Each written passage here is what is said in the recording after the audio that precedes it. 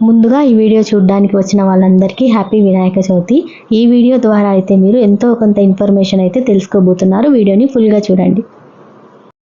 Hi అండి అందరికీ. ఈ వీడియోలో అయితే మా ఇంట్లో గణపతిని ఏ రోజు నిమజ్జనం చేసాము, ఎలా చేసాము అనేది అయితే చూపించబోతున్నాను.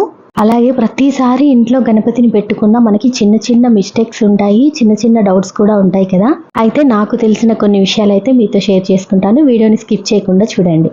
అయితే నిమజ్జనం రోజు ప్రసాదాలు అవి చేయడం కుదరకపోవచ్చు. అలాంటప్పుడు వడపప్పు పానకం కూడా నైవేద్యంగా పెట్టొచ్చు. మనం టైం ఉంది, ఓపిక కూడా ఉంది అనుకుంటే పులిహోర, దద్దోజనం, ఇంకా మన ఓపికను బట్టి ఎలాంటి ప్రసాదాలైనా చేసి పెట్టొచ్చు అనమాట. అంటే అన్ని రోజులు మన ఇంట్లో ఉండి నిండుగా కడుపు నిండుగా పెట్టినప్పుడు చివరి రోజు కూడా మంచిగా పెట్టాలనిపిస్తుంది కదా. సో అది నేనైతే ఇక్కడ దద్దోజనం, పులిహోర, చింతపండు పులిహోర అయితే ప్రిపేర్ చేసి పెట్టాను. ముందుగా అయితే దీపారాధన అయితే చేసేస్తున్నాను. ఎందుకంటే ప్రసాదాలు అవ్వడానికి అయితే కొంచెం చల్లారాలి కదా, టైం పడుతుంది.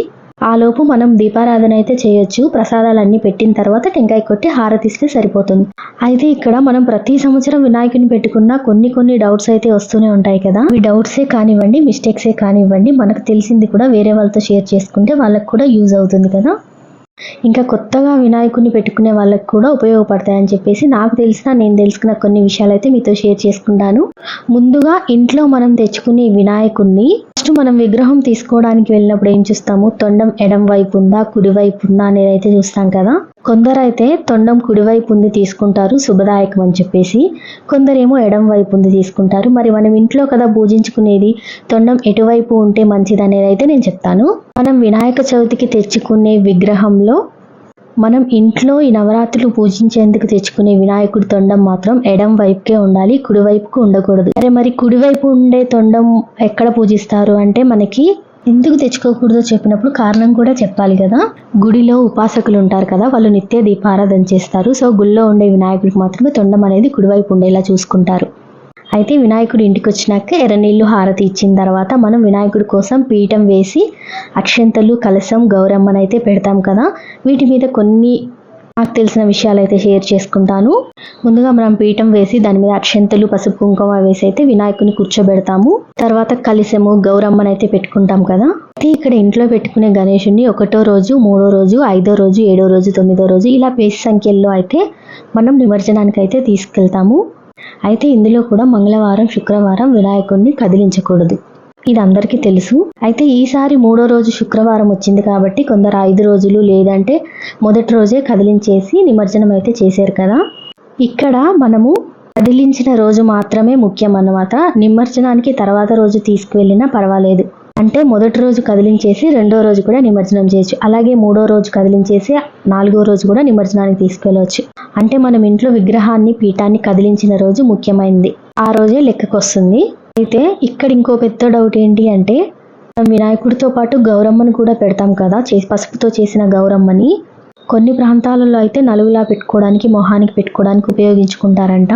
కానీ అలా అయితే చేయకూడదు. ఎందుకంటే మళ్ళీ అది మనం కడిగిన తర్వాత మురికి నీళ్ళల్లో కలిసిపోతుంది కాబట్టి. ఇంకా 3 రోజులు, 5 రోజులు మనం అలాగే పెడతాము, అదైతే వాసన వస్తుంది.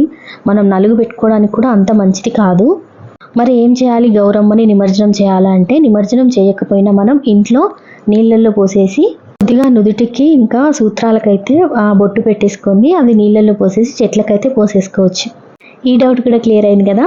అయితే ఇంకోటి, పీఠం కింద వేసిన అక్షంతలు ఉంటాయి కదా, అవి ఏం చేస్తాం, నిమజ్జనం చేసేస్తామంటే అది కూడా మనం దేవుడి గదిలో పెట్టుకొని రోజు కొద్దిగా అక్షంతలు నెత్తి మీద చల్లుకోవడమో లేదంటే దేవుడి గదిలో పెట్టుకోవడమో చేయాలన్నమాట. ఇవన్నీ కూడా నాకు వచ్చిన డౌట్స్ నేను క్లియర్ చేసుకొని అయితే ఎక్స్ప్లెయిన్ చేస్తున్నాను. ఏది తెలియకుండా చెప్పట్లేదు, తెలుసుకొని మాత్రమే చెప్తున్నాను. ఇక్కడ నిమజ్జనం చేయాల్సింది పత్రి ఇంకా వినాయకుని మాత్రమే. దండం పెట్టుకొని పత్రి మొత్తం తీసుకొని, ఒకవేళ బయట నిమజ్జనం చేయాలనుకుంటే ఏదైనా చెరువులో అలా చేయాలనుకుంటే పత్రి మొత్తం పక్కన పెట్టేసి ఓన్లీ చెరువులో వినాయకుడిని మాత్రమే నిమజ్జనం చేయాలి.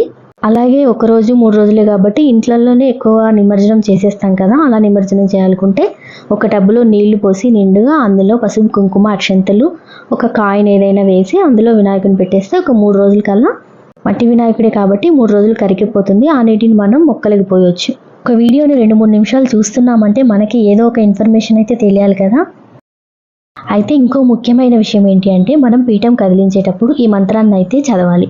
యథాస్థానం ప్రవేశయామి పూజార్థం పునరాగమనయాచ అంటే ఇప్పుడైతే యథాస్థానానికి వెళ్ళు స్వామి, మళ్ళీ మాకు పూజ చేసుకునే భాగ్యాన్ని ఇవ్వు అని చెప్పేసి వినాయకుడిని నిమజ్జనం చేసుకోవాలి. ఈ వీడియో నచ్చితే కంప్లీట్గా చూసిన వాళ్ళకి థ్యాంక్ యూ. వీడియో ద్వారా ఏదైనా ఇన్ఫర్మేషన్ తెలిసింది అనుకుంటే వీడియోని తప్పకుండా లైక్ చేయండి, ఛానల్ని సబ్స్క్రైబ్ చేసుకోండి. Thank you for watching.